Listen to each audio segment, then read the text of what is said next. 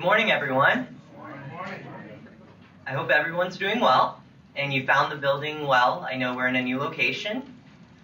Did anybody have any problems parking or anything like that? I know that that's kind of an issue around here. No? That's good. That's what I like to hear. I wanted to just run through our schedule and our program today, and wanted to just welcome you to... what? Okay. Better? Okay. We wanted to welcome you to our Multifamily's third quarter industry meeting. We are going to have, we're going to have just some multifamily updates from Alexa Jeffries, and then we're going to have general updates from Martha. Then Bob Dutra is going to talk to you about the systems and any questions and answer any of the questions that you guys may have. Then we're going to have a presentation on a new housing notice regarding REAC by Danny. And then we are going to have a presentation by Jeff Jackson about Affirmative Fair Housing Marketing Plan. And then we're going to ask for announcements from the industry.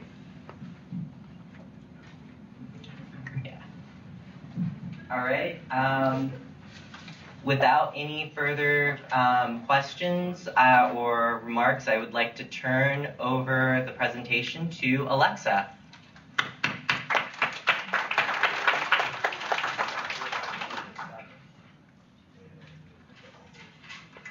Okay, can everybody hear me? Oh, that sounds good. Okay. Good.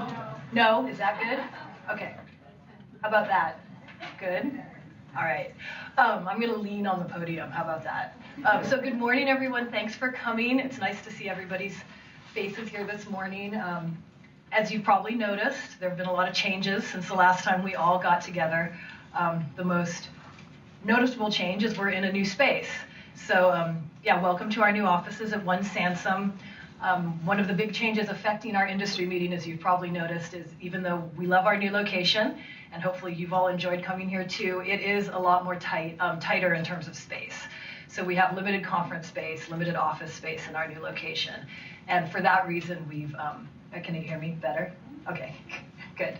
For that reason, we've changed the format of our industry meetings a little bit. So you probably noticed when you got your invitation that we now have to cap, we do pre-registration and we have to cap our attendance for our industry meetings, unfortunately. So that's why some of you might have noticed that you weren't able to come in under the line. So I know that can be a little frustrating, but the good news is in order to compensate for that and to move us into the 21st century, we are now posting these meetings online via webcast. So everybody can turn around and say hi to the webcast, say hi to everybody. So this is our very first time doing it, but we're hoping to do this for all of our meetings going forward, is that if you aren't able to attend in person, you can always view the meeting either live while it's happening via webcast, or I believe it'll be posted, right, Davin, yes, for a while afterwards. So even if you're not able to catch up with us live in real time, you can watch the webcast after the fact. So we're hopeful that'll be a good, positive change. Better? Yeah, just yell at me if you can't hear me. I'll try to keep my head in exactly the same space. So yeah, so that's the new format. We have a webcast. You had to pre-register. In addition, materials should have been sent by email to our mailing list in advance. So hopefully you're all on the mailing list. If anybody here isn't on the mailing list, please be sure to sign up and give us your email address before you leave. But we should be sending out all the materials in advance. You should get a copy of the agenda, the summaries, so all that good information is available. So that's the update on the space. I guess in case you're all wondering who I am, I think most of you know who I am. There have actually been a lot of changes here, not just in terms of our space and our industry meeting format, but in terms of our staffing and our organization. So Matt Nash, our former director of project management, is no longer with the department. He left HUD a few months ago. I was formerly a supervisor in asset management, and I've stepped into Matt's role now, so I'm now the director of asset management for San Francisco Multifamily. So that's who I am, and that's why I'm up here instead of Matt. In addition to my position changing, we also have a lot of new staff in multifamily. So you all got to meet Davin Lal a minute ago. Davin is one of our new hires. We actually have 6 new hires in multifamily in the last few months. I think since the last industry meeting, which I believe is more new staff than our office has seen in a very long time. Certainly more new staff than I've seen come on board in the 5 years I've been with the department. So it's a really exciting time for us. It's a time of growth, it's a time of change, and there's a lot of opportunities and challenges, but hopefully we're very positive and optimistic that the outcome is going to be great for everyone.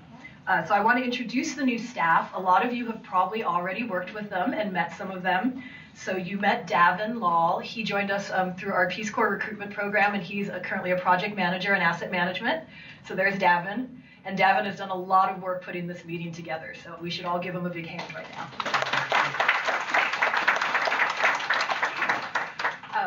So welcome, Davin. We actually had another new project manager join our team through the Peace Corps program. So they recently completed their tenure in the Peace Corps, and that's Julie Carter. Say hi, Julie. Julie is also a new project manager in asset management. And so in addition to Julie and Davin, we had 2 other new project managers join our team, Paul Williams, who's standing in the back right there. Say hi, Paul. Paul came to us from the Oakland Housing Authority, so he has a lot of excellent experience in the industry. And then Paige Robbins, over there in the back. Stand up, Paige. Say hi. Paige Robbins is our 4th new project manager in asset management, and Paige comes to us with a lot of industry experience, including work out in the industry among all of you and with the California State Legislature in Sacramento as well. So we're really excited. We're honored to have these great new team members on board. So those are 4 new project managers in asset management. I'm sure you'll all be interacting with them. In addition to them, we have 2 new presidential management fellows who've joined our team in the last year. I think you all remember Sapna Talati. She led our last industry meeting. There's Sapna in the back. So Sapna joined our team, and she's been working in our operations department, and now she's currently working in asset management. She's been assisting on a lot of different special projects. So we're really excited to have her here. And then our other new presidential management fellow, I'm scanning, oh, there he is Cody Bannon. So Cody has a JD and a master's degree, so he's an attorney, and he also has a master's specializing in urban development. So those are all our team members. So thanks for giving them all such a warm welcome.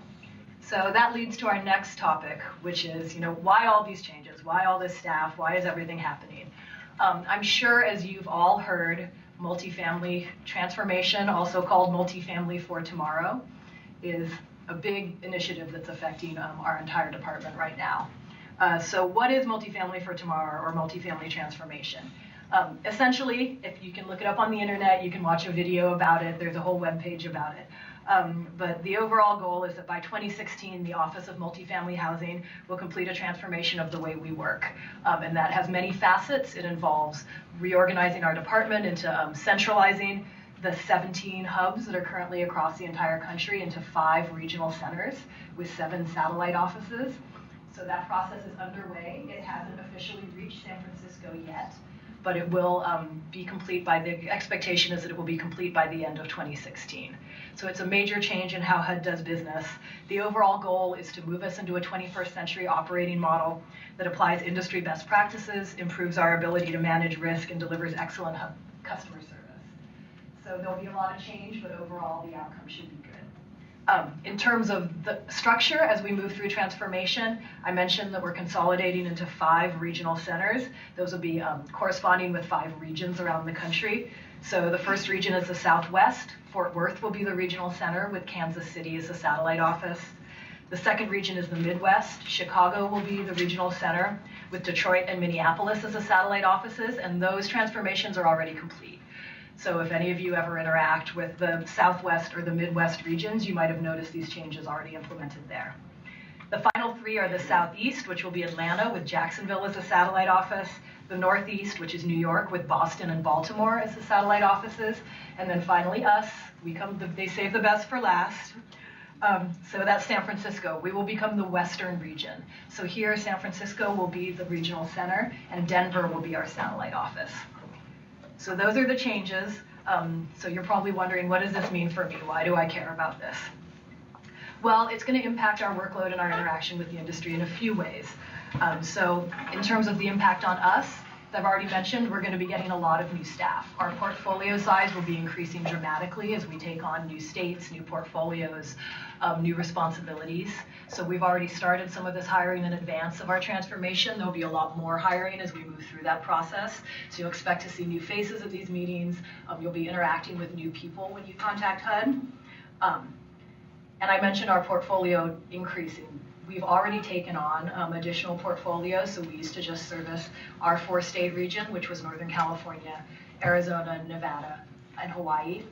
Just since we saw you at the last meeting, we've taken on portfolios from Los Angeles, the entire state of Alaska, and the entire state of Idaho.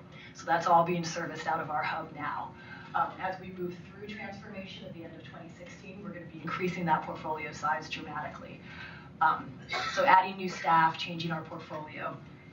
What that means for all of you is in order to handle this workload and to move through the process, you will likely be seeing some shifts in who's managing your portfolio, where it's being serviced, who your project manager is.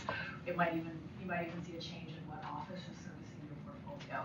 And this is all part of the process as we adapt, bring our new staff up to speed, and streamline our procedures. So we've implemented some new processes to make this simpler. The first major change is I know you're all used to working with your project manager. I'm sure some of you have worked with the same project manager for years. You have a special relationship.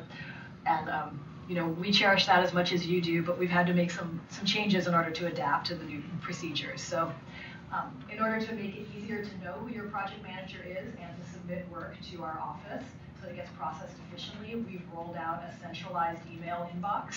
Hopefully you're all using it. How many of you, show of hands, have submitted requests to the centralized email inbox? That's better than no hands. That's pretty good. How many of you know what the centralized email inbox is? Couple more, a few more. All right, that's good. So just to keep up with this changing portfolio, to really ease the burden on the industry, on all of you, so that you don't always have to keep track of who your project manager is, what office is servicing your property, we've created a centralized, simple email that you can just submit all of your asset management requests to. So all you need to know is what state your property is located in, the 2-state abbreviation. So if it's California, it would be, there you get gold stars for everybody. So it's just CA-MF for multifamily at HUD.gov. And that applies to any state that your property is in. So Nevada's NV, I think Nevada's NV, sounds right to me, -MF at HUD.gov. So anytime you want to submit an R4R request, a management cert, any of the things you would normally submit directly to your HUD project manager, you can just send it to that centralized email. And that will ensure that it gets tracked, it gets routed, it gets input into our systems, and it gets assigned to the right person. The other thing that is hopefully going to be helpful for all of you in terms of keeping track of where your asset is being managed is we now post lists on our website, on our public website, that lists all of the properties by property name in our portfolio and who the current project manager is with their contact information. So if you're ever unsure who your project manager is, you need to find out. It's very simple. You can just go to the internet, go to the San Francisco Multifamily webpage. If you look under Information of Interest to Owners and Agents and go to Project Manager Assignments, you can click on the files right there and you can find out who your property is assigned to. And we can send this information out after the meeting too. I figured I'd spare reading you the entire URL because nobody wants to write that down. All right, so those are the big changes. Does anybody have any questions about transformation, about our new procedures? No? Okay, great.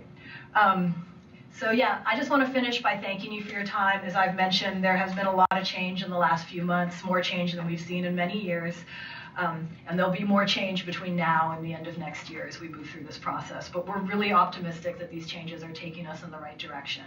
And they're going to produce positive results, not just for HUD staff and our department in terms of streamlining and quality of our work, but also really positive impact on the industry. And you can really reap the benefits of our increased efficiency, our streamlining, better processing times, and I think most importantly, greater standardization across our portfolio and how we manage our work. So as with any big change, I think there'll be some bumps along the way, and we'll all have to do some adapting and getting used to the new procedures. And so we just ask that you continue to work with us in the wonderful way that you always have. as we move through this process. So thank you so much. Thanks for coming, and I'll hand it over to the first speaker.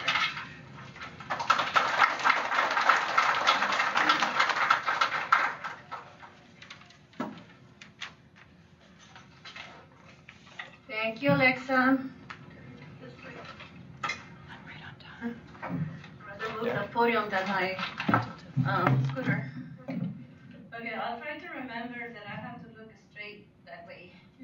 Thank you for being here. My name is Marta Picasso. I am a project manager here at Asset Management Branch. And I'm going to be giving you the quick updates of the housing notices. So don't try to write it down. Remember, everything is recorded.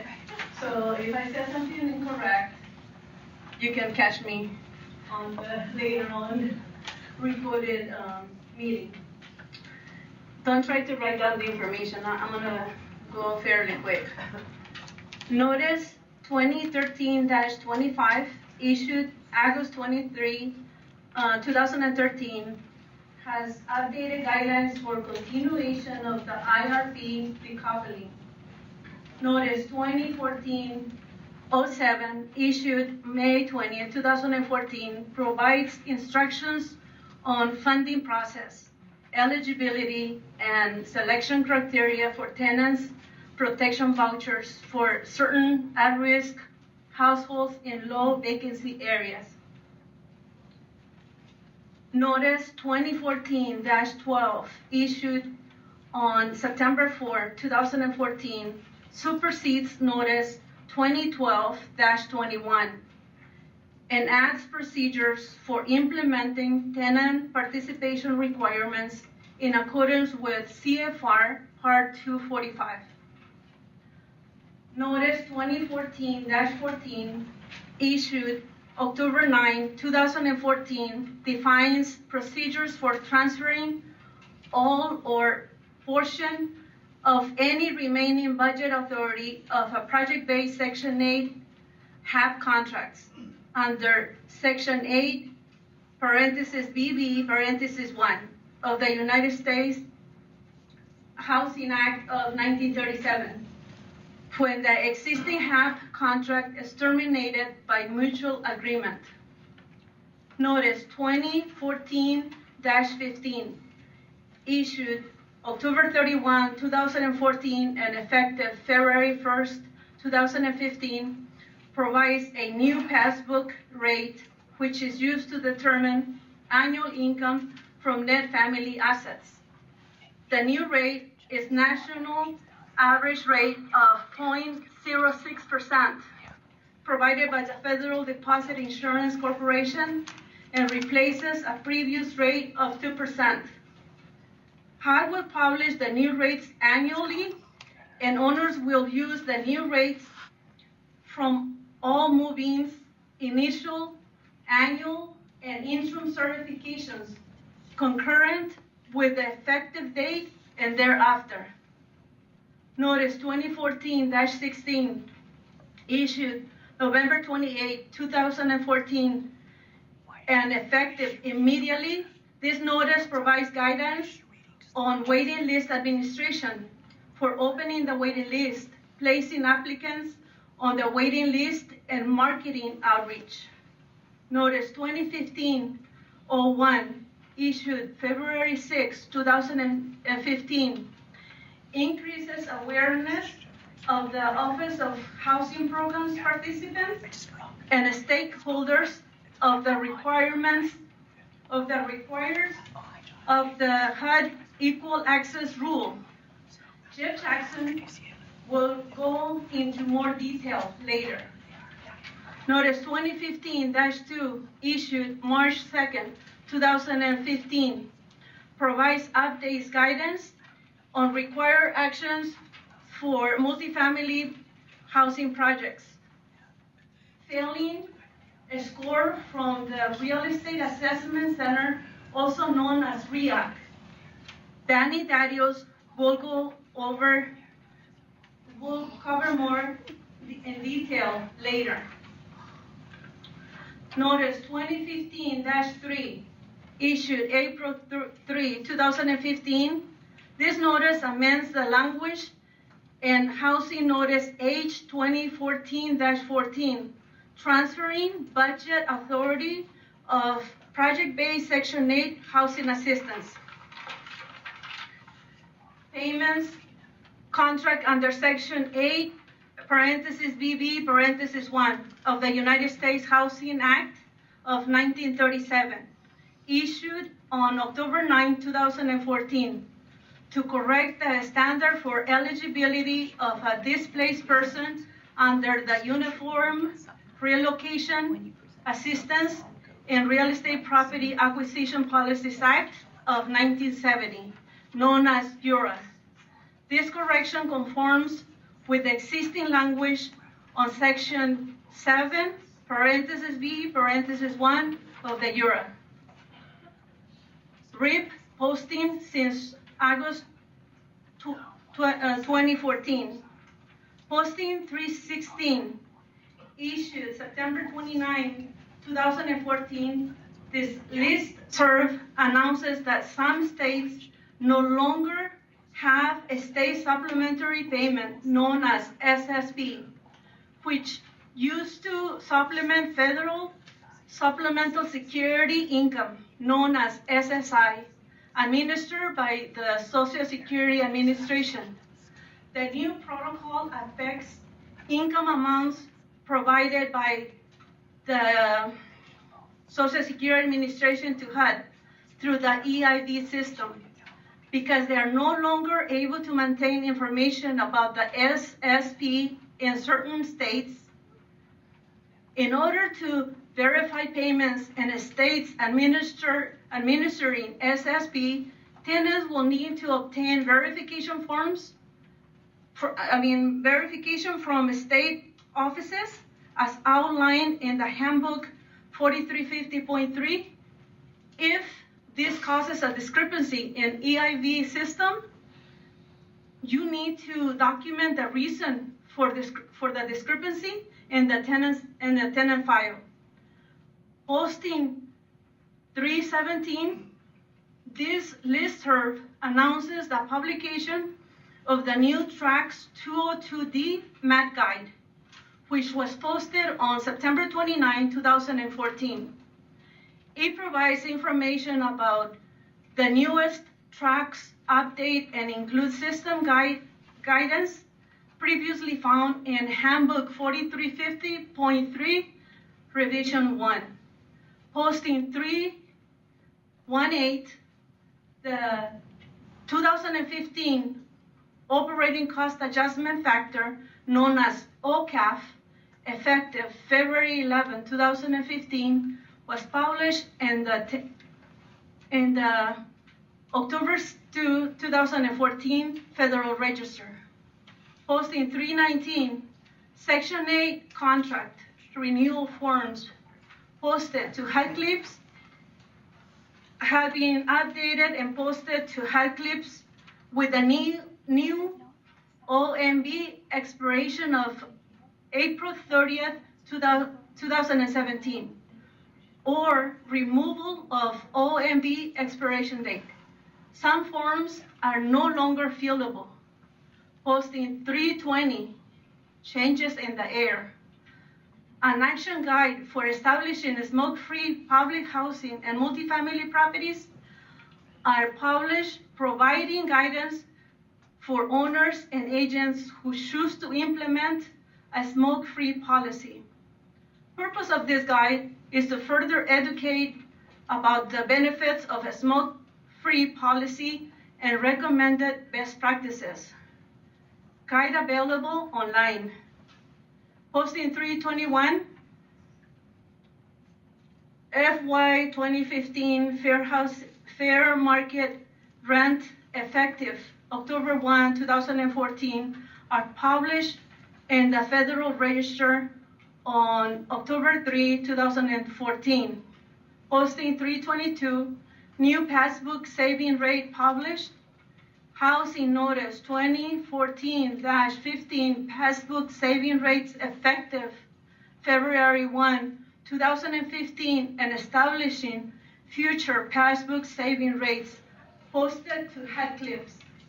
established new passbook saving rates of 0.06% effective February 1, 2015, supersedes rate established in Handbook 4350.3 Revision 1. If certification had been completed to be effective February 1, 2015 or later, that certification must be corrected. Posting 323, Housing Notice 2014-16 provides options on the waiting list administration to ensure housing compliance. Guidance on administration of waiting lists, such as opening the waiting list, placing applicants on the waiting list, and marketing outreach. Posting 324, cost of living adjustment, known as COLA, for 2015, increased by Social Security and Supplemental Security Income, known as SSI, benefits by 1.7%, effective December 31st, 2014. Posting 325, Multifamily Housing posted a memorandum, use of marijuana and multifamily assisted properties, that provides details for enforcing requirements found in the Controlled Substance Act and Quality Housing and Work Responsibility Act of 1998. Posting 326, Multifamily Housing EIV System 9.8, implemented on December 19, 2014, and added new functionalities to the EIV system. If you have any questions, please go to mfeiv@pat.gov. Posting 329, Annual Adjustment Factor for 2015, published on February 9, 2015, can be found online. Posting 332, income limits for the Santa Clara County were updated because the published income limits were too low for this county. Posting 333, the 2015 Project Rental Assistance Contract, known as PAC, renewal instructions were released for field office processing. Expiring PACs can be renewed for a period of 1 year only.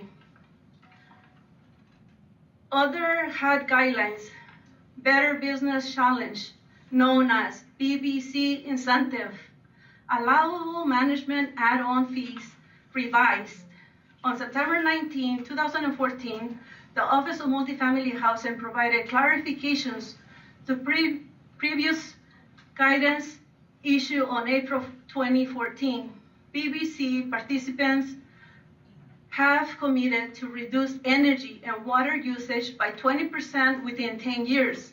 As a result, HUD has offered a management add-on fee incentive to help owners with their greening their properties. Just 10 more pages. Administrative guidance for multifamily property access clean energy, known as PACE, in California.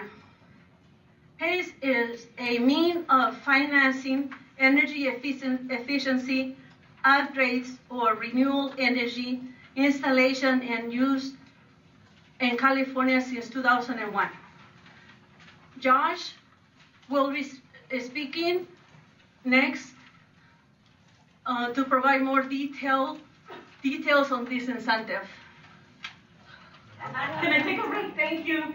Thank you, Josh. Is he here? Oh, okay.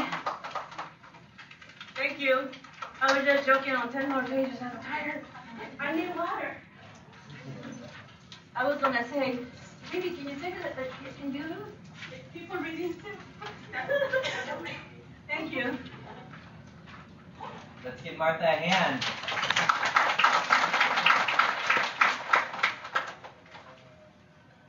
I wanted to just make a few logistical notes right now. First of all, I wanted to ask if people have their cell phones, if they could please be on silent, because sometimes that may interfere with the sound quality of our webcast. And also, if anybody gets thirsty, there's water right back there. All right? Then, without further ado, I would like to introduce Josh Geyer, Program Analyst in the Office of Economic Resilience. Thanks. The previous speaker alluded to this, but I'm going to go into a little more detail. Hopefully most of you are aware that at the end of January, the Secretary of HUD and Governor Brown announced that we're going to be working together more closely to accelerate multifamily energy efficiency retrofits in California through better availability and access to financing, and better availability of data, and better coordination between the state and the federal government and other stakeholders in the multifamily space. One of those, included in that announcement were a couple of different things. One was this multifamily PACE guidance, which I'm going to go into in more detail. Another was our commitment to working together on an on-bill repayment pilot, which has been in progress for a while, and we're hoping to continue to make progress on in the next couple of years. There's also, we're looking to recruit building owners with PRAC contracts, so the Project Rental Assistance contracts, who are either already multifamily Better Buildings Challenge partners, or are interested in joining the Better Buildings Challenge, to consider using an incentive that is available to BBC participants, which is called the PRAC Shared Savings Incentive, which will allow PRAC properties which are not allowed to take on debt and have budget-based rents, so they are not currently able to capture savings from energy efficiency measures. This incentive allows the PRAC reserve accounts to capture the savings from energy efficiency measures for 12 years going out. And so we essentially freeze your energy baseline and allow you to capture the savings from any energy efficiency gains that you make for 12 years. And then finally, we're working closely with the state to get more and easier and more standardized utility consumption data disclosure, because we know that both at a building level and an individual level, that is something that is sorely needed, and something that can help make multifamily housing both more energy efficient and more affordable. So I want to focus specifically on the PACE guidance. So PACE is, for those of you who don't know, this is Property Assessed Clean Energy. It's a financing mechanism that actually originated in California, in Berkeley, and it's along with on-bill repayment and some other products, are trying to bridge financing gaps for energy efficiency improvements. I mean, we all want to see greater energy efficiency kind of across the entire building stock in California, but we're at HUD, we're particularly focused on multifamily, and we're looking to. We think that this guidance that came out, so we at the same time as we made this announcement with the governor and the secretary, HUD released this guidance on detailing for the first time how multifamily properties can get HUD approval for adding PACE financing to their, in order to make energy efficiency and water efficiency improvements to their properties. So this is something, it's fairly unprecedented, and certainly HUD and FHFA have not, prior to this, said anything positive about PACE. So we think this is a pretty big deal. and we're looking to work with you all, and as well as lenders and PACE administrators, to figure out how to go beyond this first step and establish a robust multifamily PACE pipeline in the state. We think that there's a lot of opportunity there, but we also know that there's a lot of questions and a lot of challenges. And so we're looking to engage with you all. I do want to particularly let you know that there's going to be a briefing the morning of the April 27th at Housing California primarily for multifamily property owners and developers, just to give you an overview of the work that we're doing with the state of California, and then specifically focus in on the on-bill repayment pilot and the PACE multifamily guidance and what we think that means for you all. If you haven't seen the guidance, I recommend that you review it. There's going to probably, you'll have a lot of questions because this is still a very new space. But the overall message is that we're really looking to encourage multifamily property owners, both market and assisted and insured, but particularly because we're HUD, multifamily properties that serve lower and moderate income families, to take advantage of the financing that's out there for energy efficiency and water efficiency, more fully going forward, because it's certainly, there's certainly a lot of improvement that can be made. Does anyone have any initial questions on that? Okay, so that's fine. I have to take off, but I'm gonna leave my business card on the table in the back. So if people want to review the guidance and then get back to me with questions, or if you have other thoughts you want about generally promoting more energy efficiency in the multifamily housing stock, please do feel free to give me a call or an email. Thank you.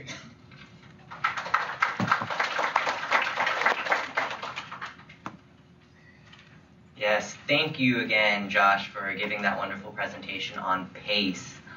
Next, we have Bob Dutra, who will talk about a lot of the data system reminders and answer any of the questions that you may have about updating any information. All right, without further ado, here is Bob.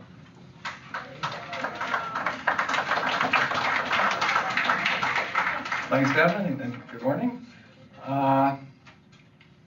One of the changes we have in the new setup, like Les was talking about, is that this is going on live, national webcast, be archived, and as a result, there won't be any jokes.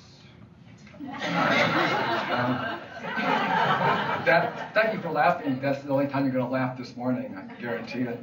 That's really sort of incorrect. It's self-censorship, put it that way. No one told me what not to say, but I have better sense than to joke. Davin asked me, give a little presentation. I said I had nothing new to say, and he said, well, just remind folks to use HUD systems. I was watching the webcast at my station, at my cubicle, and I noticed your head has to be right here, because this seems to be the mic for the webcast. I think this is the mic locally, and you turn your head one way, you can't really hear it, so I got to be rigid here. So what I've done on my handout, I listed the data systems that are accessible to you all on the internet. Alexa already talked about the project manager assignments, the URL. The URL for that is on my handout, the first one there. They're sorted by property name. You find your property name, it'll tell you the assigned project manager, the phone number, and their address for both San Francisco and Los Angeles properties. The second listing is for the REAC public scheduler. You can see when and if your property is scheduled for a REAC inspection. There's the TRACS homepage that has user guides on how to use the TRACS system, TRACS announcements, and also a link to the secure sign-on to secure systems. I have a favor to ask. Please don't refer applicants or residents to me. I got a phone call a couple of weeks ago from an applicant who was sight impaired, and she wanted HUD or me to print the 5.9 in larger print. I don't do that, and I made. She said it was reasonable accommodation, and I came back with a counter proposal that she should ask for a magnifying glass. That did not go over well with the woman. I do not have good bedside manners, and I'm afraid when I do talk to these people, I'm going to say something that I'm going to regret, so better not refer them to me, please. Nothing I can do about it anyway. I handle the TRACS automated system. I don't get involved with occupancy issues or 5.9s or printing handbooks or anything else. I have a link for the app's homepage on my handout. That has a link for business partner registration. Okay, that's the link you want to, if you're a new owner or agent or a new sponsor or anything new to HUD, you go to that link to register your organization with HUD. There's also a user guide for apps, and also the link to the sign-on for secure systems. That link is on more than one page on the internet. There's the EIV homepage. It has, on the app's homepage. Unlike the TRACS homepage, there are no announcements.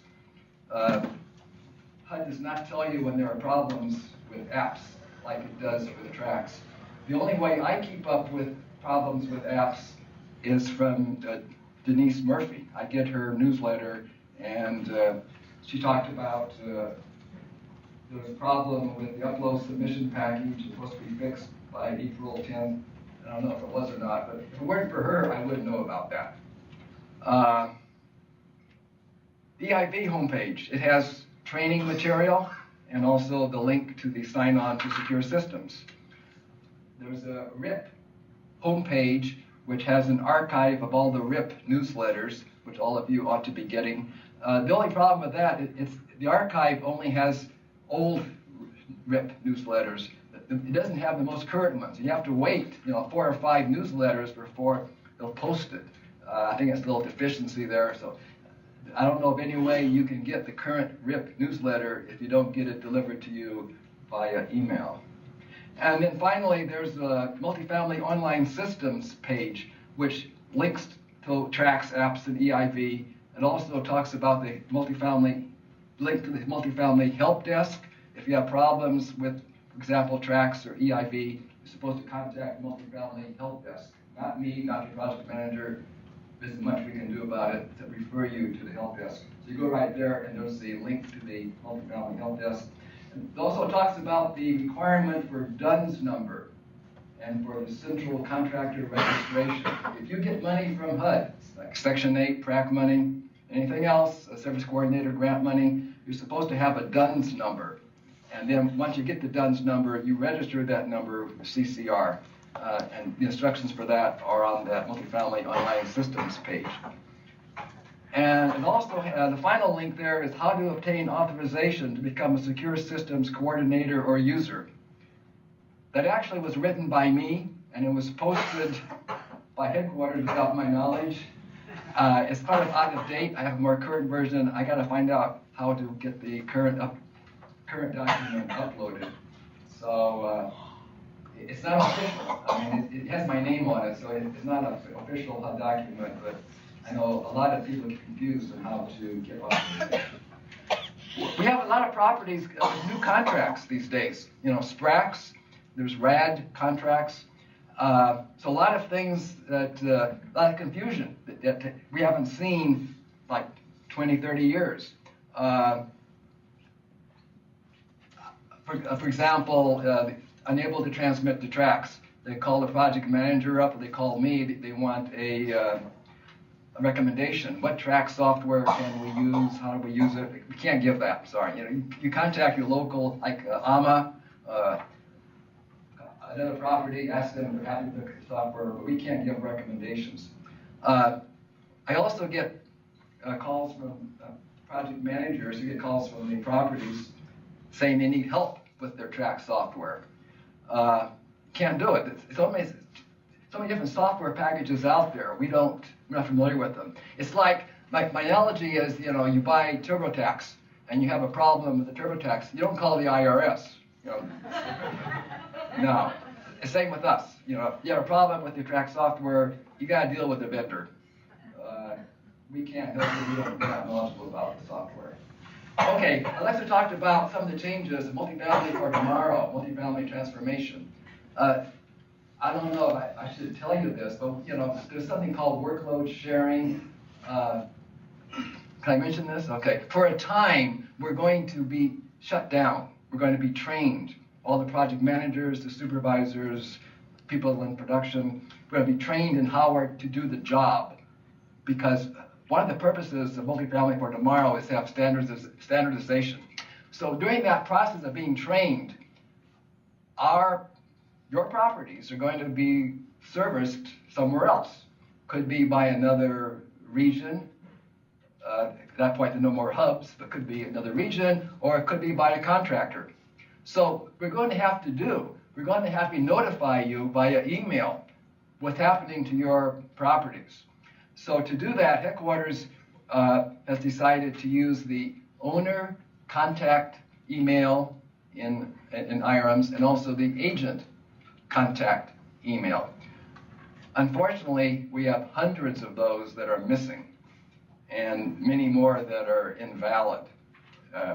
So what we started to do very recently, like yesterday, is I got a report out that I distributed, and project managers will be calling you up wanting to know the email and name of a contact. Then once we do that, once we have all of our contact emails in IRMs, comes the fun part. I have to send out test messages to see which one bounce back. And then when they bounce back, I have to give it to the project manager and correct the misspelling or whatever it is, or get someone moved and no longer there. So you can expect that in the coming months, these test messages. I don't know what they're going to say. I hope that, but you probably should just ignore them. Okay, I think I've run out of time. Devin said about the question and answer period. I had a bunch of questions to ask you, but I guess the intent was you ask me. Is there any questions you think I can answer? I can't move my head, so I'm just scanning. I don't see any hands. Thank you very much for your time.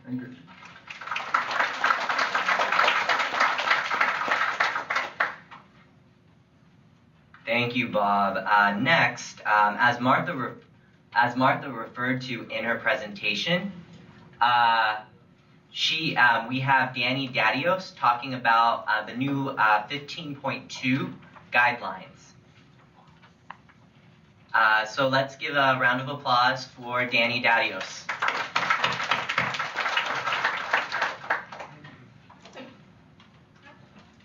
Good morning. Can you hear me well? I'm a new staffer, but you have to look 20 years back. And the looks betray the announcement that I'm a new staffer. And anyway, I consider myself new because a lot of things are new to HUD. This is one of them. Just issued the notice H 2015-02 back in March 2nd of this year, implementing the two laws that were passed in January 17, 2014. And those laws relate to the REAC inspections, the scores, and how do we go about working with the owners in order to repair the projects. Before I proceed, I'd like to have a show of hands. Does anybody here does not know the passing score for REAC? You all know? What is it? Good, good. That's a good number. That's a big number that you have to deal with.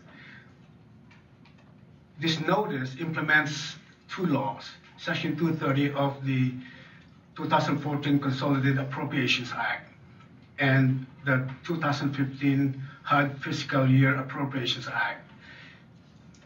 It strengthens the current protocol in terms of REAC failing scores, and it requires that we call it the CDE plan, Compliance Disposition and Enforcement Plan, be associated with the NOVs, the Notice of Deficiencies and Notices of Default. We didn't have that before. And so those, if you are insured, we issue if you get a score of 31 to 59, the action stays with the hub, dealing with the owners. If you get a score of 30 or below, it is automatically referred to the Departmental Enforcement Center. So we all hope that you get 60 and above. We like to see 90s. But in case you get a 31 to 59, you have to deal with the hub. You have to deal with me. I'm the hub coordinator. I'm also the contract administrator oversight monitor for 4 states. And I have the coordinator for all 4 states. And we will work with you and ask questions on how to prepare a response to our NOV, NOD, CDE. You really have to pay good attention when REAC calls you and try to schedule an inspection. Because we want to save you and us a lot of headaches and a lot of work if you do not properly prepare for the inspection. And it's easy. We can share with you the most common deficiencies and the ones that we have the biggest reductions in order for you to pass. But we would like you to pass. But in case you don't, the law requires the REAC to send you a copy of the report. It has 30 days for you to comply and mitigate all of the deficiencies noted under inspection. If you don't, and also your score remains, if you try to appeal for data adjustment or a technical review, but if the score remains, then we will issue you an NOV or an NOD/CDE. NOV is notice of violation of regulatory agreement for insurance. NOD is notice of default of the HAP contract.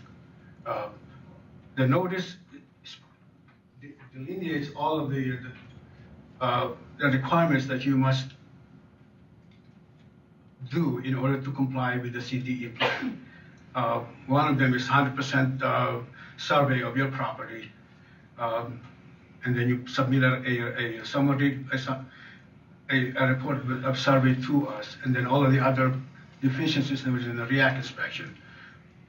But there's one critical thing that you have to notify the residents that you got that score and that you have a CDE plan. That's required by law.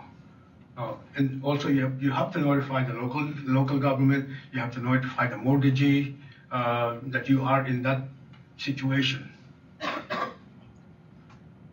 So you have 60 days. We have 60 days to prepare the NOV, NOD, CDE/CDE. It's important that CDE is there because that's required by law.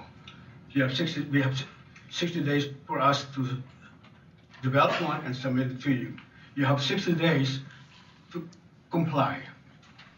If you cannot comply because you have more repair work needed to be done, you can ask us, you can ask me to extend that 60 days time frame. But you have to provide a repair plan along with the estimated cost of the repairs and the source of funding. Critical. And we will look at that and we'll say, okay, fine, we can extend the 60-day window for you to comply. If you fail to comply on the first NOV, NOD, CDE, we will go to the next step, which is the notice of enforcement. And that's more critical because it has everything in it. It has the change of management agent, It has the foreclosure, it has the transfer of, we cannot mandate you to transfer ownership, but we can encourage you if you cannot, maintain the property in decent, safe, and sanitary condition. We can encourage you to do that. But that's more critical, and we can ask the DEC to impose a civil monetary penalties. So please don't get to that point. I urge you, don't get to that point. It's a lot of work for you, a lot of work for us, and a lot of headaches. If you get a score below 30 or below, it goes straight to DEC, Departmental Enforcement Center. They can also give you those sanctions, and then you have to work with them. It's better for us to stay with the hub, because we can work with you. 31 to 59. We can work with you. I can work with you. The project managers can work with you, and we will try to do the repairs and for your next subsequent inspection to get a passing score. So we have a copy of the notice. It's published, and I don't want to go to the details of the number of days. I just mentioned to you, you have 60 days to respond to the NOV, NODCDE. Other than that, are there any questions? According to law, you said we can change the management. Can we change the residents as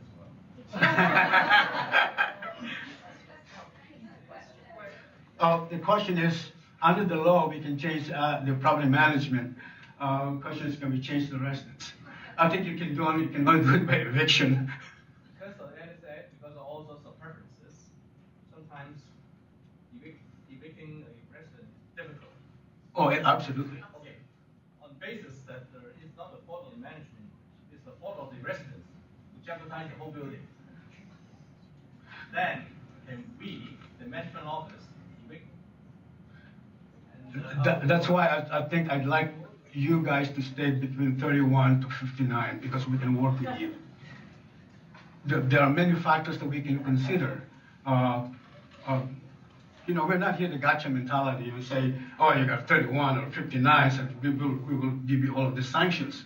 No, we will try to work with you, because our goal is to keep the property in decent and sanitary condition that is in compliance with the 24 CFR Part 5. That's the standard, HUD's standard on decent and sanitary condition. And that we want you to get a passing score next time around. So we will work with you. There are so many intricacies when we deal with the NOV, NODCDE. But I cannot speak for DEC, because that's a different organization. Yes. When having a REAC inspection, what is it that you're looking for? I'm sorry? When you're doing a REAC inspection, what is it that you're looking for?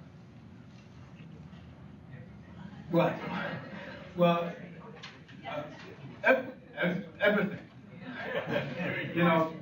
Mostly you have the common areas.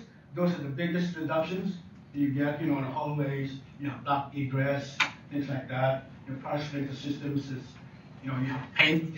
No matter how innocuous it looks like, but you get a big deduction when you have a paint on your sprinkler head. Okay. The units, they will go into the units. They want to see whether there's a clear path of egress in case of a fire. If there are smoke detectors, for example, are not functioning. You've got electrical outlets that are covered. Little things, not very expensive things, but little things that you must pay attention and get ready for the inspection. Yes, ma'am. So this sounds rather humorous, but it really wasn't. We just went through a state inspection, and the flashing on the sprinkler head, they had scrubbed a little too industriously with there was paint.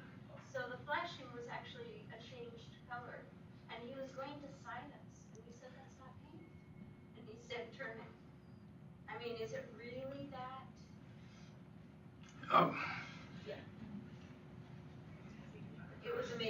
I'm sorry? My time's up? No, read the question. Oh, the question was, because I mentioned about the paint on the sprinkler head.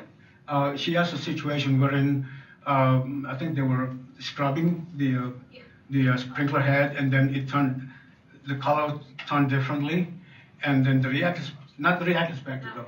The inspector says, well, that's paint. I have no answer for that. I can only answer for REAC. I mean, you can appeal.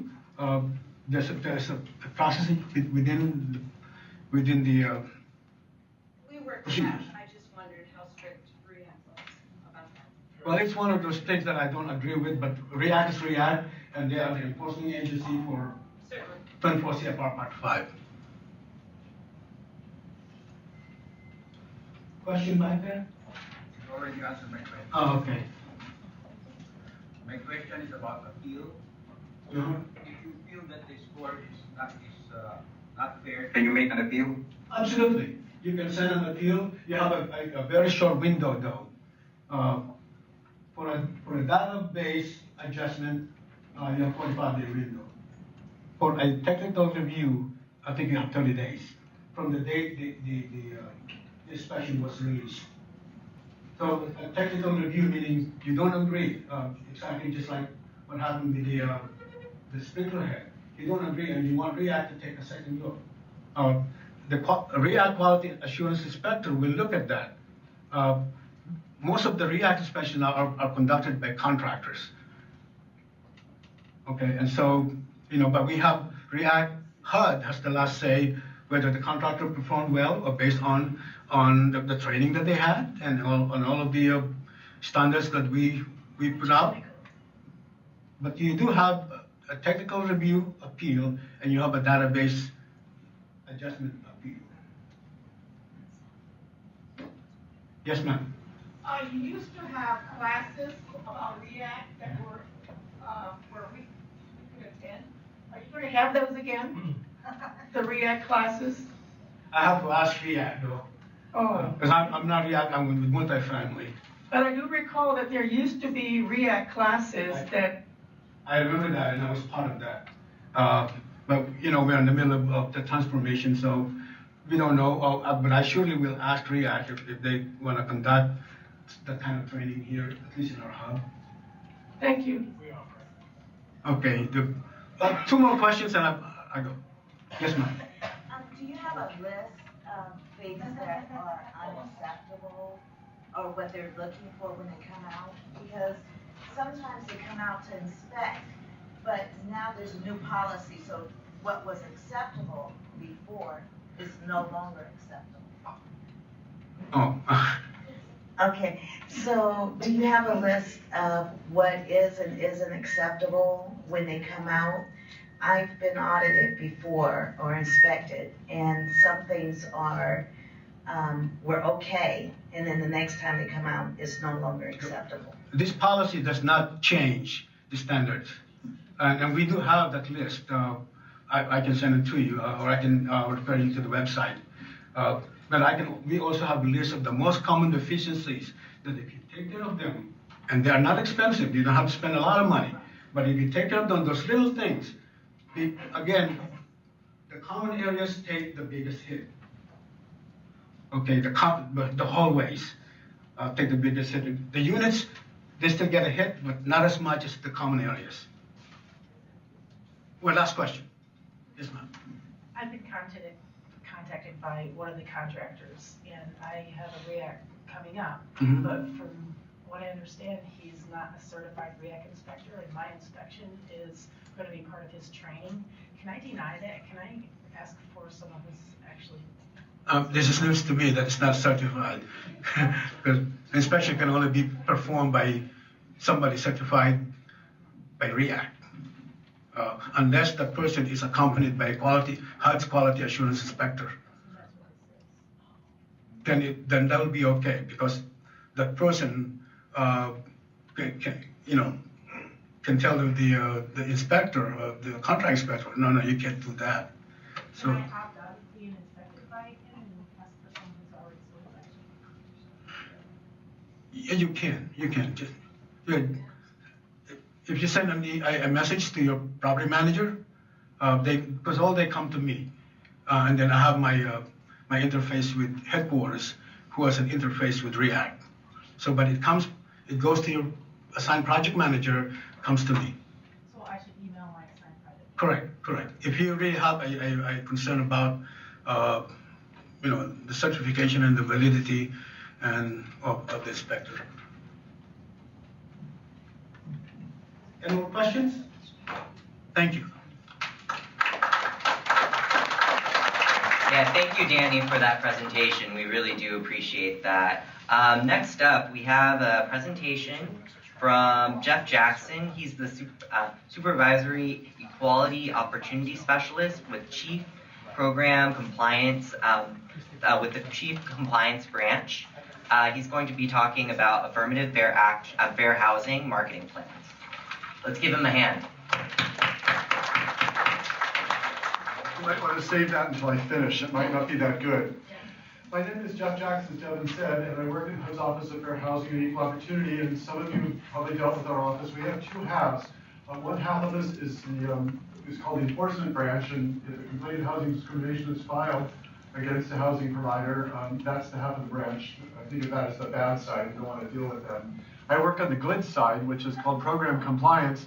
Our responsibility is to work with the recipients of federal funding, including multifamily housing providers, to help you to comply with the law, to make sure that you don't violate the law before a complaint would be filed. So thank you all for coming this morning. I've got the next 4 hours you're going to be with me. Devin, would you close the doors there and lock? No, it's only 30 minutes. I want to give you kind of a short course on fair housing issues, and I want to particularly concentrate on, as Devin said, this thing called affirmatively furthering fair housing choice, or AFFH. And for those of you following along, I gave a PowerPoint. As the rest of you will get it via remote access later on. I'm going to start kind of with this slide here, number 2 on it, or number 12. For those of you, I'm not going to go over all the fair housing law itself, but for those of you who want to tell your supervisor who may ask you someday, when did you last have a course in fair housing, you'll be able to say, well, on April 16th, this guy from Fair Housing gave me this whole course, and you can drag out this 50-page PowerPoint and prove to him that you've got this training this morning. The fair housing law that you know, there are several laws that apply, but the Federal Fair Housing Act, which was originally called Title 8 of the Civil Rights Act of 1968, has been enforced administratively by HUD for all these 40 years since, 47 years actually, April being Fair Housing Month, so it's the anniversary of the passage of the law. It's an important law. It applies to all private and federally funded housing providers, except for very small, like little boarding house sorts of things. There's an equivalent law called the California Fair Employment Housing Act that's enforced by a California state agency. HUD receives nationally about 8,000 complaints of housing discrimination a year. About half of those involve one issue and one basis. Can any of you imagine what half of those complaints are filed alleging? Reasonable accommodation. That's exactly right. That's the big issue right now. It's a hard concept for housing providers, sometimes even for complainants or people, consumers to understand it. I don't want to spend a lot of time on that. I'm going to jump to slide number 12. And I want to talk to you just a minute about theories of discrimination. When we're talking about discrimination, we think about it from, there's 3 kind of theories that the law has recognized on what constitutes, an instance of discrimination. The first one up here is called overt forms of discrimination, and that's what the housing provider just says. We don't rent to families with children. That's very overt. Or we don't rent to black people. We don't hear a lot of overt discrimination in this region, but there are still cases of it where it's occurring in other parts of the United States. Just last month, there was a case that was charged by HUD. We made a finding non-compliance where a housing provider in a southern state absolutely refused to rent to people who were black. You wouldn't think things like that are happening 47 years after the passage of the law, but it does still occur rarely. We do get it more on people with disabilities where a housing provider has a second floor apartment and is a little bit nervous about somebody who maybe is a little bit mobility impaired using a walker or something, and the housing provider is nervous about having that person housed in a second floor apartment and using the stairs because why? Might be liability issues if somebody were to fall.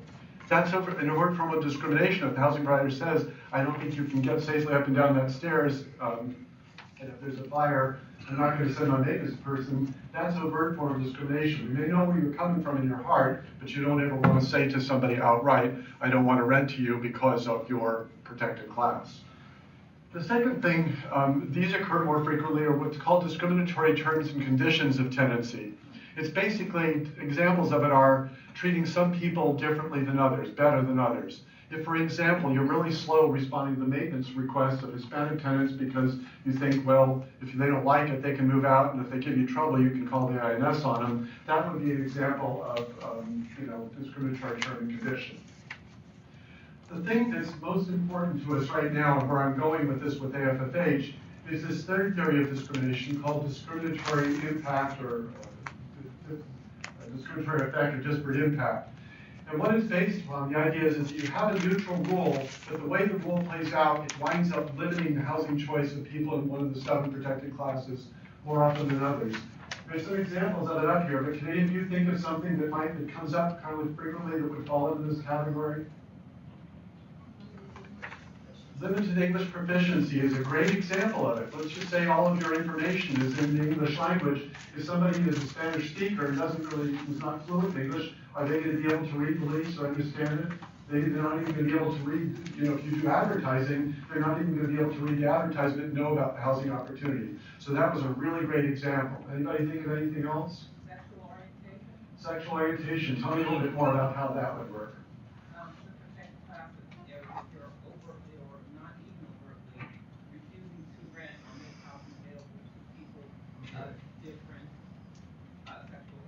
Okay, that's right.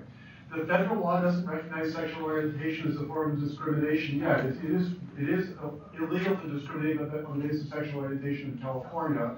But I'm going to talk to you about HUD's equal access rule, because for you bear in mind, it is illegal to discriminate on that. So I talked to you a little bit about this theories of discrimination. Another thing that comes up sometimes on disparate impact is numerical occupancy policies, where you say no more than 1 person in a bedroom. Anybody think why that? What protected class? Race, color, religion, sex, national origin, people with children or disabilities? Who would that affect if you only allowed 1 person per bedroom? Families with children would be affected by that. Statistically, groups of 3 people living together in urban areas, about 8 out of every 10 groups of 3, there's going to be a child there, and only 2 out of 10 times are they going to be all 3 adults. So if you don't allow any more than, we have the general rule, 2 people per bedroom, that would restrict housing choice for families with children. Whether you intended that or not, that would be the effect of it. Let's jump ahead here to slide number 14, picking up on this. When Congress passed the original law in 1968, it slid the sentence into sort of a middle part of the law where it didn't get a lot of attention. And what it basically says is that HUD's secretary administering its programs, that we basically have to affirmatively further fair housing choice. Anybody know what that term might mean? And by the way, there are no wrong answers, because nowhere in our regulations of the law itself is the term defined. So you can say anything and you're going to be right. Anybody think what affirmatively furthering might mean? Or give some examples of it? Well, we're often talking about marketing to those who would otherwise not necessarily apply. It's a perfect example. You're marketing to people those who would not otherwise example. That is just perfect. It's like you read my mind. And so you want to come up here and do the rest of this, it'll probably be better than me. Anyhow, that's exactly right. When you get down to it, there are 2 things that really we want to look at. Who's living in our complexes and who is not living there, and then doing outreach to them, to those people who are not well represented. That's it in a nutshell. It sounds pretty simple, right? How do you guys do it? How do you multifamily housing providers affirmatively further for housing choice? Is there a mechanism or a paperwork or a document that you do to do that, to prove to us that you're doing that? Affirmative fair housing marketing plan, all right, 935.2a. How many of you have submitted one to us in the last 5 years? All right, how many of you haven't submitted one to us? You don't have to answer. The rule is basically it. It's really important, and the reason it's important is because Congress told us to do it, and we didn't do a very good job of it for a whole lot of years. You guys did a better job maybe than we did in administration of some of our programs, but what happened in 2009, eventually, or actually the suit started in 2007, is a private fair housing group sued the county of Westchester, New York, in its administration of the community development block grant programs. Westchester, for more than 20 years, have been building affordable housing, have done thousands of units of it, and about 92% of that affordable housing was built in areas of racial and ethnic concentration. Anybody know somebody famous who might live in Westchester County? One of them just happens to be running for president of the United States. Yes, the Clintons live there. Puff Daddy lives there. Probably not next door to one another, but and it's my guess that Puff Daddy doesn't live in an area of concentration either. That's just wild speculation on my part. The issue there is that Westchester had been promoting racial segregation, which was not affirmatively furthering fair housing choice. And every year when HUD gave them their block grant funding, they signed a standard form certification, probably the same way as you do, that said that you would comply with all fair housing laws. The problem was they weren't really doing that, and they signed those certifications every year, and finally this private fair housing group got tired of writing to them and asking them to do a little bit better job to build some housing outside of areas of concentration. And they got tired of asking, and they sued them, and they won the suit. And $72 million later, and several thousand units of affordable housing that the county is going to have to build, they certainly got the county's attention on it. But it got our attention too, because it said to us, we maybe were not overseeing this responsibility as well as we should have been. So it's got a whole lot more interest in it from our department. You guys and gals have been doing a good job of it because you're submitting affirmative marketing plans to us right along, and that's the way that you primarily affirmatively further for housing choice. But I wanted to talk to you a little bit of it, because one of the things that kind of concerns me is that still, of those marketing plans we get every year, and we get upwards of 200 of them, we reject about 60% of them on the first go-around. And that doesn't seem like it's good for you, because it wastes your time having to do it over, and it's not good for us because we don't have a lot of time to review them. So on slide number 21,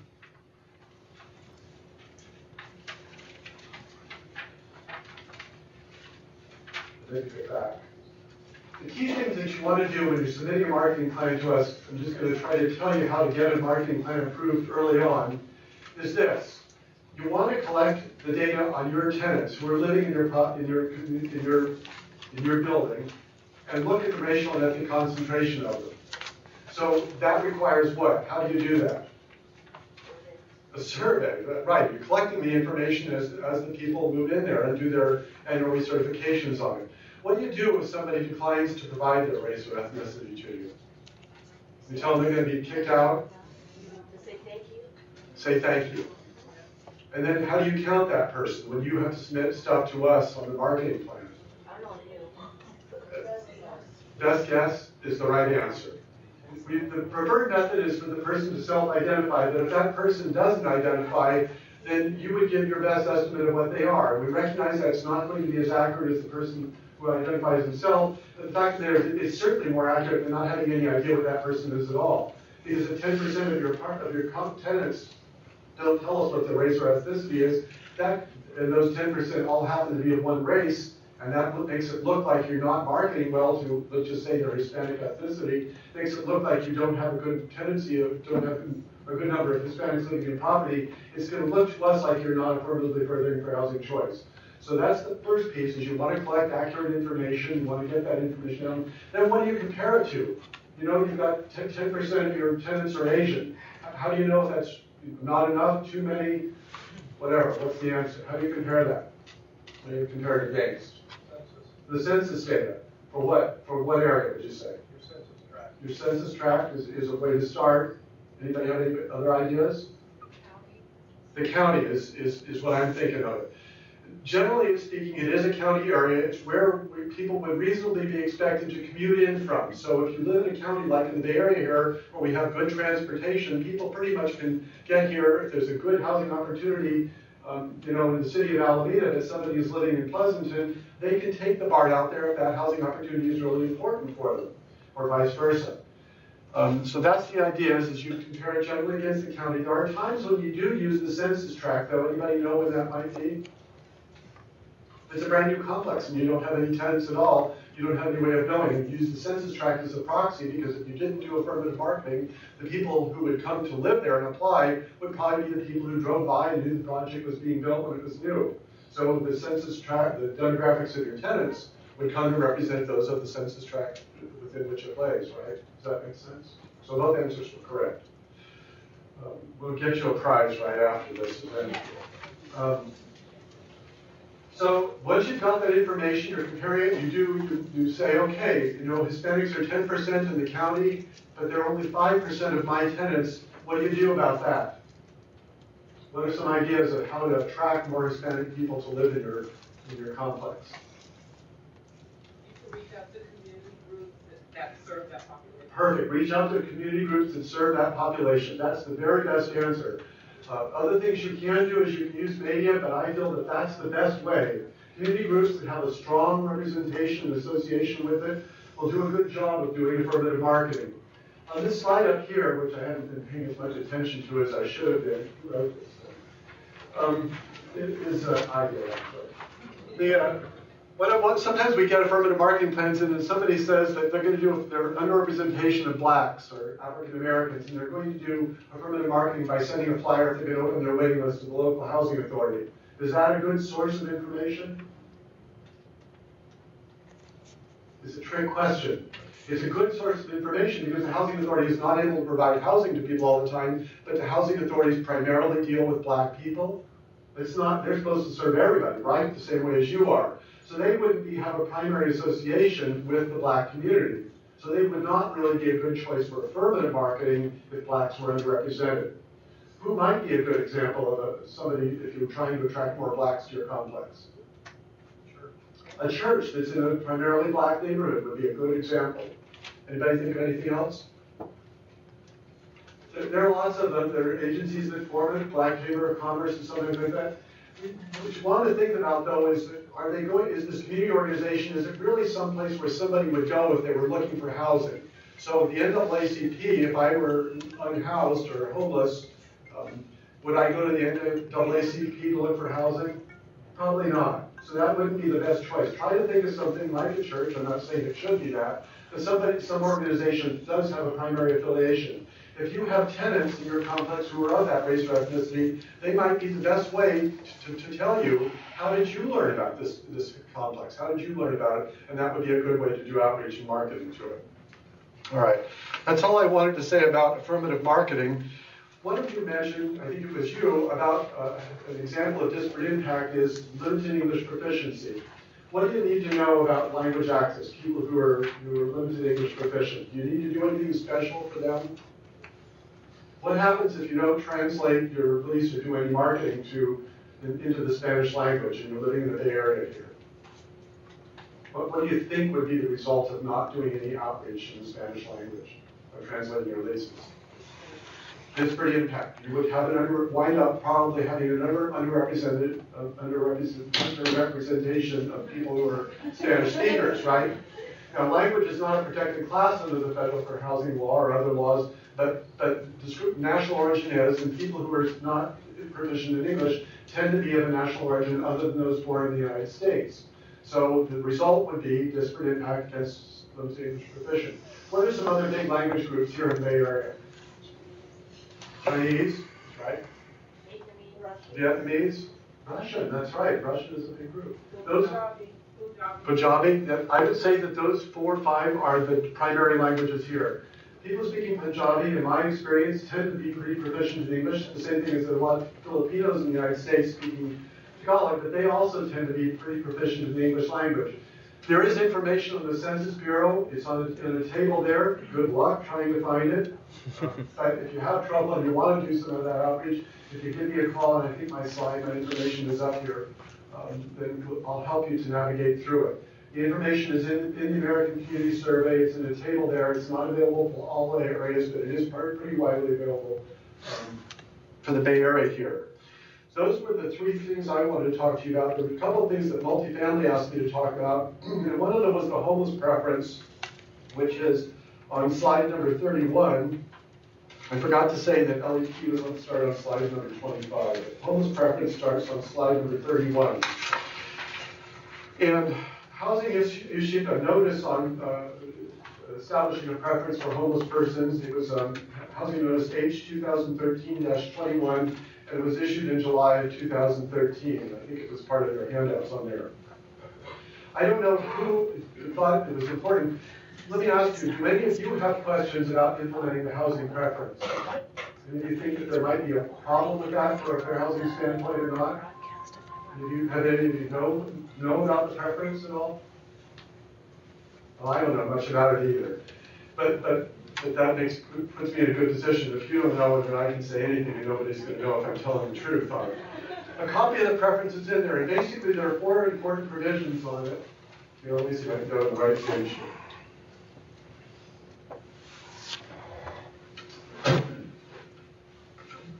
HUD's Secretary and the President of the United States, for that matter, have indicated that it is the priority of the United States right now to eliminate homelessness, or very much reduce it during the term of this administration. It's a big problem for all of us, right? And so, in order to do that, I mean, HUD has started, first of all, looking at veterans and people who've served in the military, trying to get those people assistance off the street, because veterans are a very large group of the homeless population. I'm a veteran, Vietnam. Probably some of you were in World War II or World War I, but not quite that old. And I served on active duty in the Navy. But we've had a number of conflicts since, and one of the things I will just say is that because of advances in medical technology and in the differences of warfare these days, people that would have been killed in war in World War II or maimed in Vietnam now many times are not killed or maimed to the same degree, but they can certainly be disabled from it, whether the disability is physical or mental. And the huge percent of the homeless population here in the Bay Area, at least 85% or more, have a diagnosis of a disability. So what do we do in order to get those people housed is that we have to have special programs for them. I think generally it works better if there are supportive services for it, if there are disability access issues, but that's not a requirement. The important thing, if we can get people housed, then we can get them plugged into the supportive services that enables them maybe to pull their lives back together and re-achieve self-sufficiency on it. What I want to say to you about the homeless preference and housing's notice on it is that it's not, by preference, we don't mean that you house people who are homeless ahead of everybody else. It just means that you can, at your option, give them a preference, which would mean that you would house them ahead of other people who don't have that homeless preference.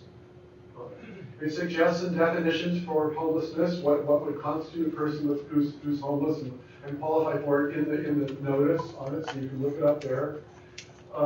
You would identify it in your tenant selection plan so that everybody knows what the preference is and who would qualify for it.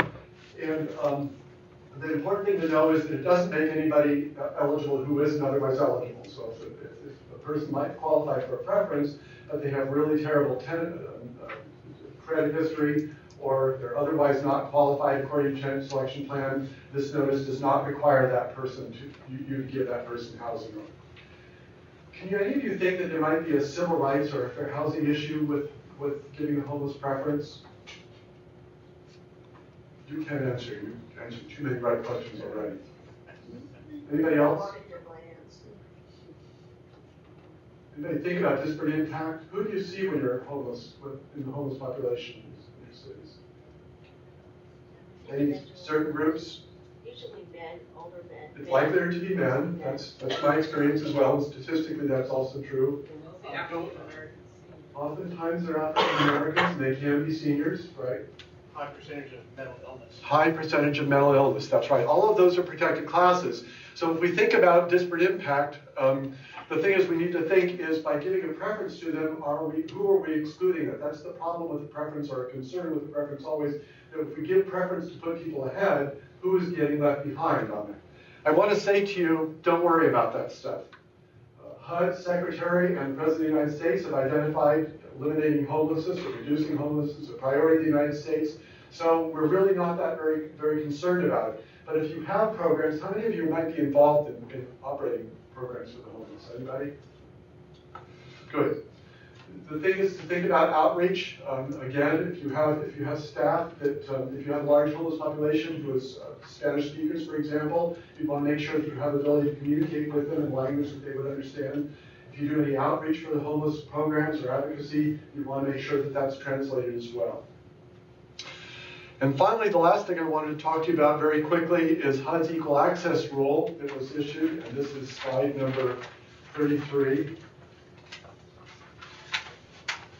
And what it basically says is, it's the rule that says that it's, in the administration of HUD's programs, we don't want to discriminate based upon someone's sexual orientation or gender identity. And the basic rule here is, how many of you have been discriminating by refusing to rent to somebody because they're gay? That would be none of you. That's the right answer. And part of the reason is, I'm sure that you just know it's wrong, intuitively, but also it's been illegal in the state of California for many, many years. So this is no big news to anybody here operating, whether you're doing private housing or subsidized housing in the United States. If you're in California where the law has prohibited it for many years, you already know about the law and you know and do it. I wanted to let you know about it.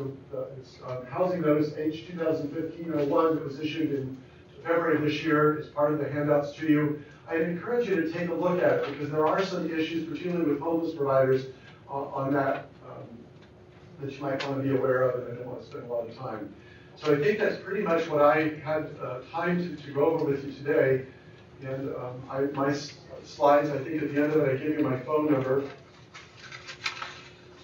I did. It's on the very last slide, slide number 48 is my name, my phone number, and my email address. And if you have more questions about housing, I just want to say to you that we're always available for answering questions. Sometimes I feel on the subject of reasonable accommodation, you're not quite sure what to do with a reasonable accommodation request or how to analyze it when a tenant comes in and requests an accommodation. So if that ever comes up with you, you can either not tell me your name when you call me, or you can make up a name or something like that. We're here to give guidance to you and to keep you out of hot water and to walk you through it if we can. Any of you have any questions for me? I have two questions. Oh. Okay. Two questions. Wait for the microphone, if you would. For marketing plans that have been submitted, is there like a cutoff? So if I've submitted a plan, let's say 2 or 3 months ago, at the time it comes in for review, will any of the information I submitted expire? Well, if you submitted it to us and we haven't reviewed it, that is certainly not your problem. We're not going to hold you accountable. We do have a little bit of a backlog on right now because my staff is very tiny. There's only 5 of us, and we're trying to do compliance reviews. We review thousands of cases coming from the state of California with whom we have a work-share agreement. We try to get them, but we have a backlog right now. We will not hold that responsible from the date of our approval. That would be the date you have to resubmit it 5 years. No, we will not require you to update your demographic data to us. It will certainly be valid. Okay. And then one more. For applicants that refuse to, that decline to report their ethnicity and race, some of the managers that we have feel uncomfortable making the guess.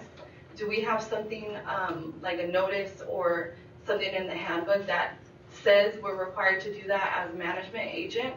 Well, there are several federal agencies that have actually issued, like the Census Bureau, written instructions to their to people who have to follow them. HUD has not issued those instructions. I can send you things from other agencies that, implementing the laws, and I can send you, if you shoot an email to me, I will send you an email message back telling you that that's what I've asked you to do, that that's what our goal is. So if you want to have something on record that says that the chief of the program compliance branch, who basically oversees these responsibilities, tells us to do, that's it. I want to say to you that, we sometimes get marketing plans where 50% of the tenants have declined to provide their information to us. And that kind of tells me that something's going on there, because most of the time the managers, we get complex, most of the time you get pretty full compliance on it. You have 90% of your tenants telling it. If you have problems with tenants resisting that information, maybe just tell them that the reason we're trying to do this isn't to limit anybody from living in this complex.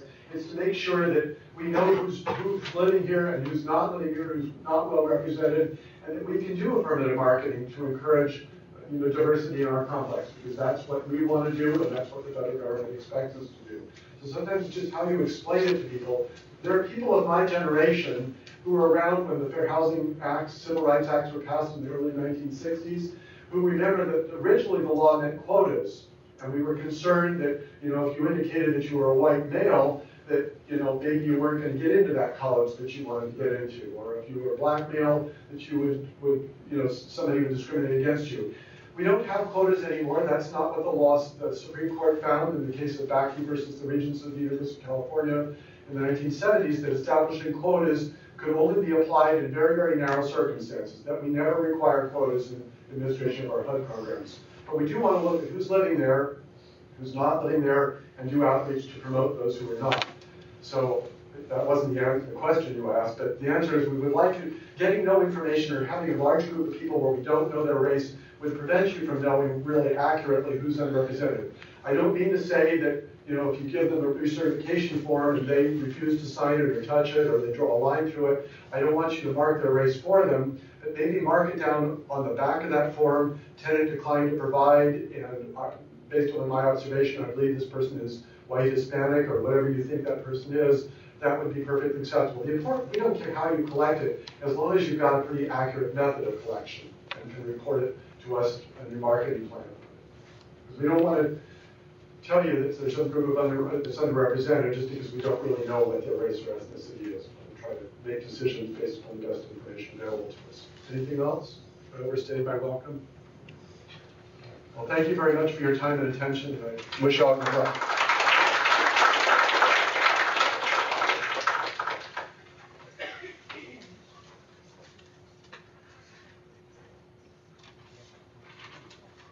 Yes, let's give another hand for Jeff. Right now, I wanted to actually ask Barry Kammer to come up here to present some information from the industry. Let's give him a hand.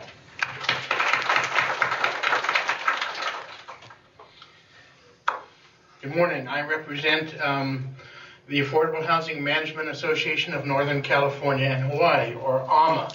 And for the two of you in the room that are not members of AHMA, right behind Danny Daddios over there is some literature.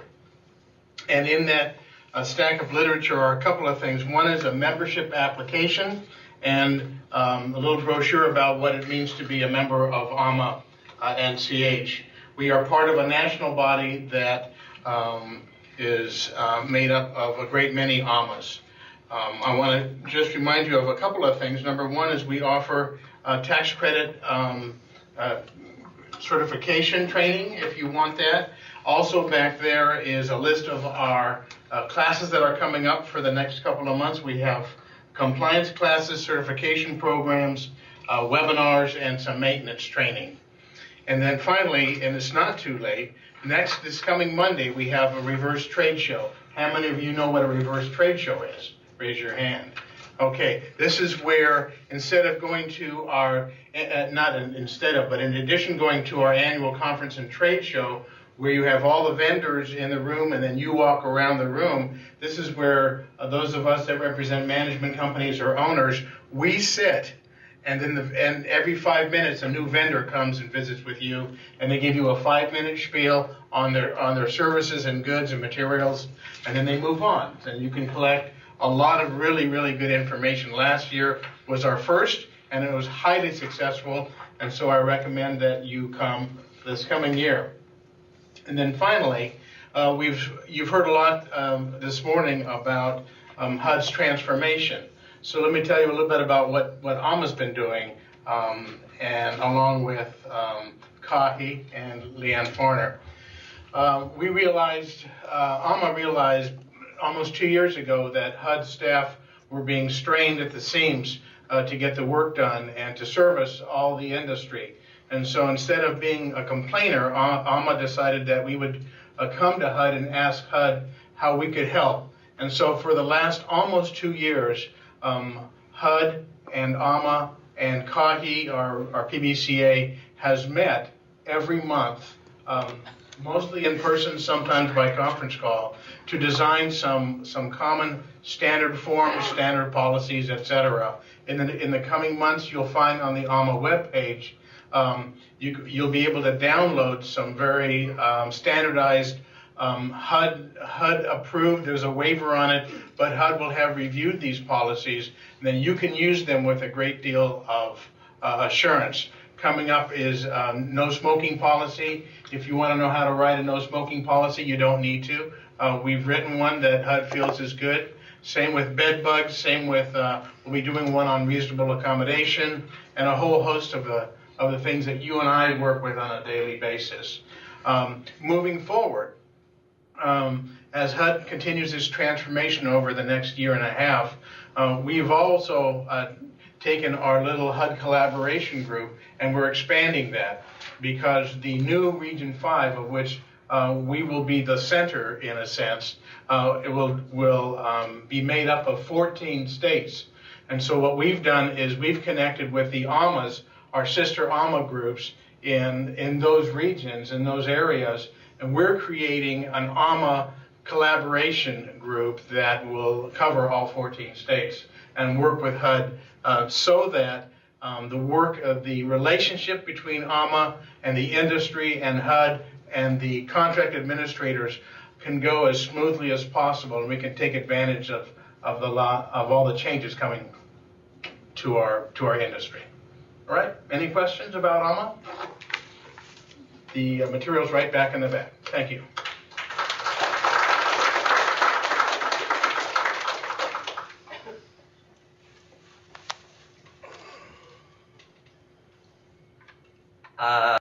Are there any more updates from the industry, any announcements from anyone else?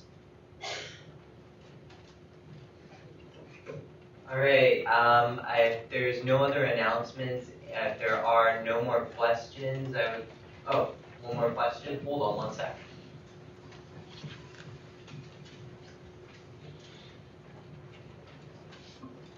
Will any of the changes and notices be required to be adopted by state agencies and local agencies like housing authorities? Let me point that question to Alexa. I'll just project. I would say. Hi. So I would say that it depends on the notice. So I think if you have specific questions about a specific notice, you can direct those to your HUD project manager, or you can send them to the email address from the beginning, CAMF. Thanks. All right. Any other questions? No. I would like to formally thank everybody for coming. I know it was a little bit of a hassle, and then to our viewers and with the webcast, thank you for viewing, and thank you for making history in actually viewing the first San Francisco multifamily third quarter industrial meeting via our webcast. And I would like to wish you a very safe return to your respective sites. Thank you.